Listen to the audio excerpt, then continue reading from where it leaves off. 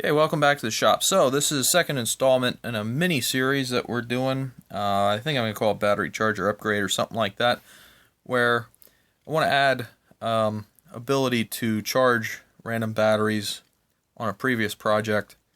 So this is an adaptation, and basically what I have is a square D QO panel that I'm using for 12 volt DC, and what I want to do is mount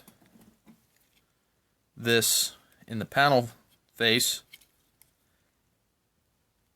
something like this, and then we'll also mount, I got this USB charger. Seems we got 12 volt in here, we'll mount that in the charger face here, something like that as well. I should say in the panel face, just to have something to throw USB devices in, always a handy thing. So let's take a look at playing around with this and see what we can do. So the first thing what we're going to do here is do the old hairy eyeball routine and just see, I know what's inside the panel. I think I want to be somewhere around here, and we want to see if a center's good or if we want to have this thing offset one way or the other. And I think centered between this bend mark and the edge of the panel cover here, something in this area is going to be good. So what I'm going to do is throw a little mark here on this center, just a quickie, and we'll measure off of here to here, make a mark, and we'll center this up, make another mark, drill it out, and then we'll go over a punch. We'll punch this out, make a nice hole. Instead of hole sawing it, we'll actually use a metal punch. And then we'll do the same thing, probably over here, out of frame. And we'll mount this thing right here, and then we'll have a switch that we'll put right here. So we'll get all that laid out, and we'll be back. Okay, so we got some marks here. And what we're going to do is we're going to transfer or center punch these just to get a divot in here, and that way the drill bit won't walk around on us. And we're going to drill the clearance hole in this for the punch that we're using. That way we don't have to do the guesswork of lining the die up and looking at everything. I'll show that a little bit more. What we can do if we have an enlarged hole and we're trying to punch a center. We could talk about that as well, but we're going to drill the clearance hole so we have the right size. So this will be 19 millimeter. This one will be around 2 inch, and this one I think is like 1 3/8 to 1 1/8. We got to measure that one. I forget which size this is, but we'll get them all together here, and we'll be back. Nothing overly spectacular here is our start automatic center punch. This is an example of, digging things out that you find that are kind of crappy. This has been wire wheeled clean, and it was really, really rusty when I got it. So, don't know who UE was, but they had a nice center punch that time got the worst side of. So we cleaned it up, and we've been using it again. So we'll just get some marks on our holes here.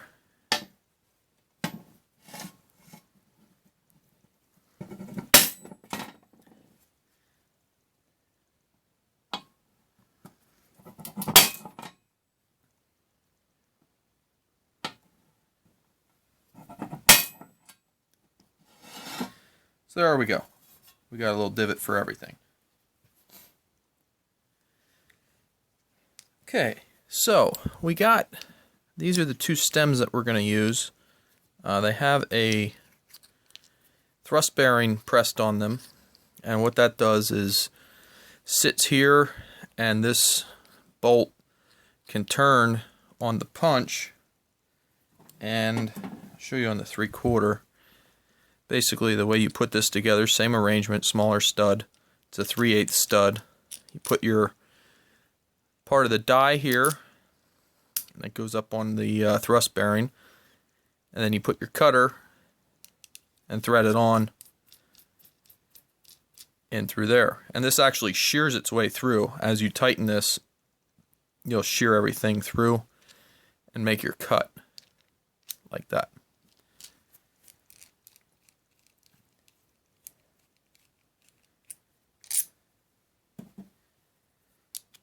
So we got our three sizes. 3/4 is going to work for this switch we're going to use.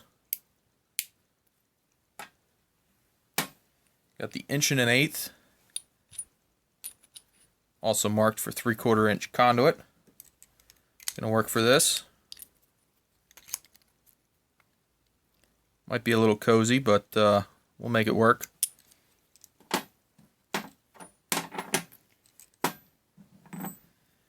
And we have a 2-inch that'll fit just nice for this one. So we're going to get holes drilled for this, and we'll be back. Okay, we got our pilot holes drilled. It just, you know, forbidden fruit. It's kind of fun. Who knew?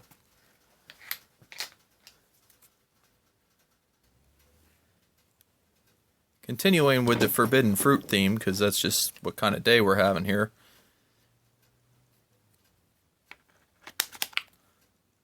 And for a 3/8 hole. Okay, so we got our clearance hole nice and snug on all these. For this mandrel, or stud size, whatever you want to say. This happens to be a 1-inch socket. We had a chromoly socket here, and 1/2-inch drive. Just don't quite know what we would use to turn that other than, oh yeah, right.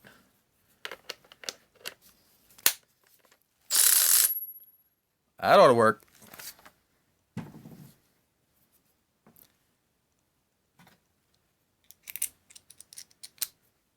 So since we're going to put this together and the clearance hole is nice and tight, as you can see, all we're going to do is put that in and thread this up here until it stops. And I probably should throw a little lubricant on the threads here, which I'm going to do quick off camera, and then we'll tighten this up and make a hole. Okay, we got an adequate layer of shmoo on there, and all left now is to tighten up the stem.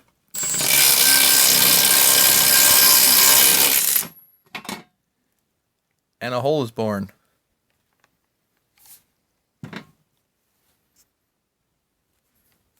So we got our next one ready to go here, and second verse, same as the first.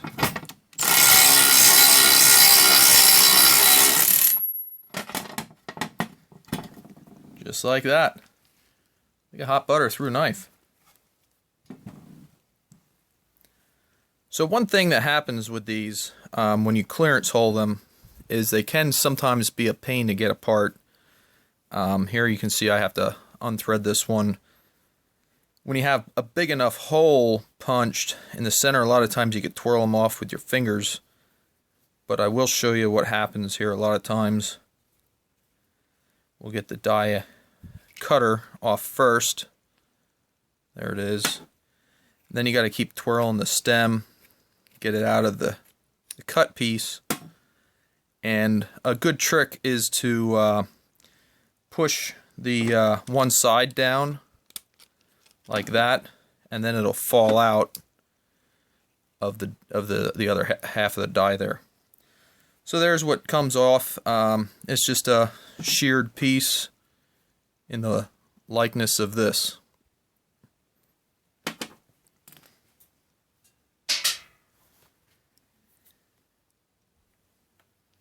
Here we go, round number 3.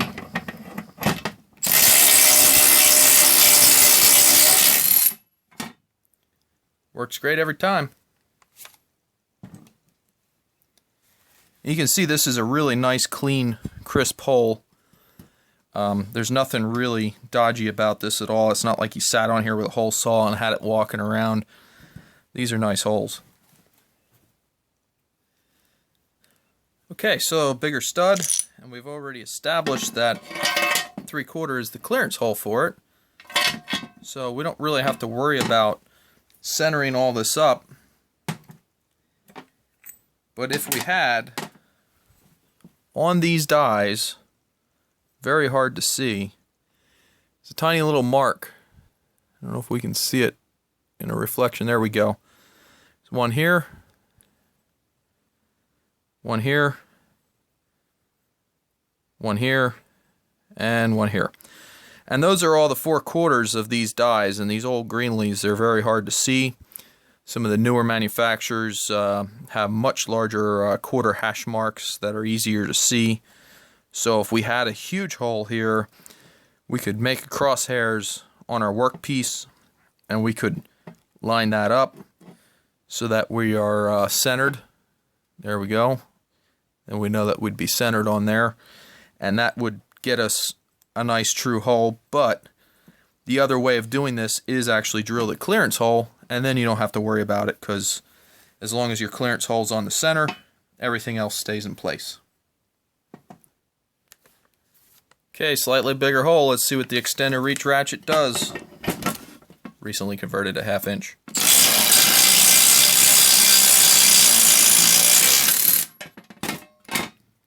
Nothing to it, right through. I think it's a keeper.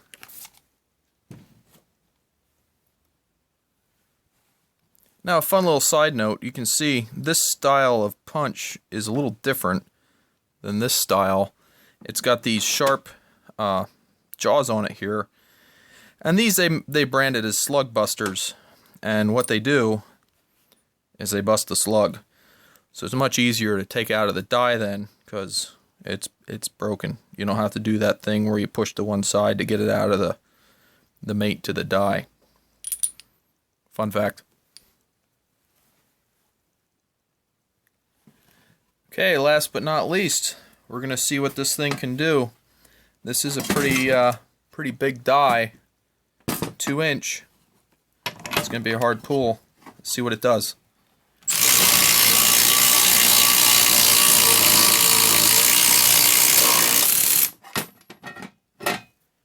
Right through like nothing.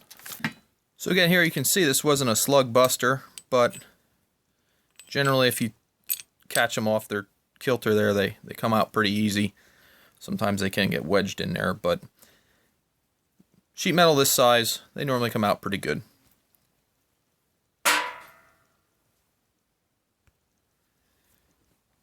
So here we go with our test fit. Everything's fitting good. We'll get some holes marked here for the wood head receptacle. We'll get this thing all sorted. We're going to have a keyway that we're going to put in for this switch, but that'll get there. And this thing just gets the lock nut on the back side.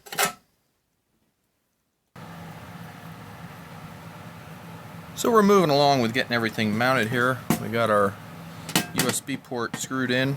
I have a smaller version, but I thought I'd show the bigger version here. This is a notching tool. It's designed to, you would take this, stick it in here, and then tighten down on the nut. And as you do, you would drive this piece through the steel, and that has a die here that matches, and you would make a notch. Now, this notch here on this switch is smaller than either of my punches, definitely smaller than this one. But the smaller version I have is just a little close, so I think what we'll have to do is we'll have to file our notch in, which will be okay. We can do that. We'll get that done and we'll be back. So I'd come back quick and show a little bit of filing. You can get the keyway in. That's ready for our switch. We'll get that in. Keep moving on and we'll get the receptacle mounted. Alright, so we're going to look at getting this mounted, and we're going to use some stainless fasteners, but I want to countersink the heads in on this number 8 fastener, so we're going to use a countersink on our drill. Don't drill your fingers off. I don't know if I like the direction changer on this thing yet, or not. Oh, that's good quality with glass fiber in it. You can hear it falling off the bench. No, that's actually, you can hear the crackle in there. That's glass fiber reinforcing in this piece, which is nice. A little bit to go yet.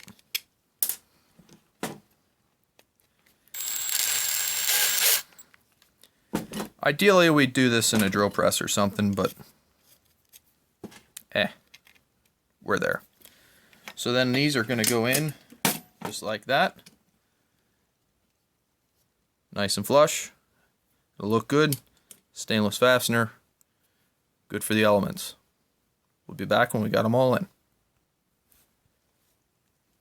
Okay, getting the last one in here. And one thing of note, when you're using stainless fasteners, it's a good idea to throw some never sees on there, stainless rated stuff, just to make sure that it doesn't exothermically weld together. As this stuff starts to tighten, it can get stuck, and then you'll never get it apart again. So that's all.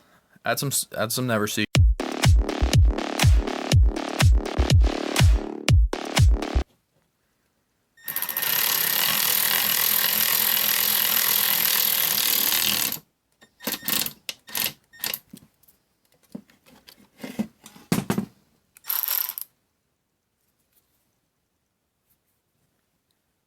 So here we go. We got our receptacle mounted, our USB receptacle mounted, and our switch mounted. I think it turned out pretty nice. There is indeed plenty of room inside this panel. Now again, this is being used for a 12 volt purpose. It is not a 120 volt panel. So we can, well, I decided I would modify it because space is at a premium. I'd already modified it with the light here, so it lights the panel up, and we can see what's going on. So as we get some more updates on this little project, maybe get this mounted in there, we'll quick show what it looks like, and there we go. Simple, quick little project. Trying to get knocked out in the shop. Thanks for watching. Have a great day.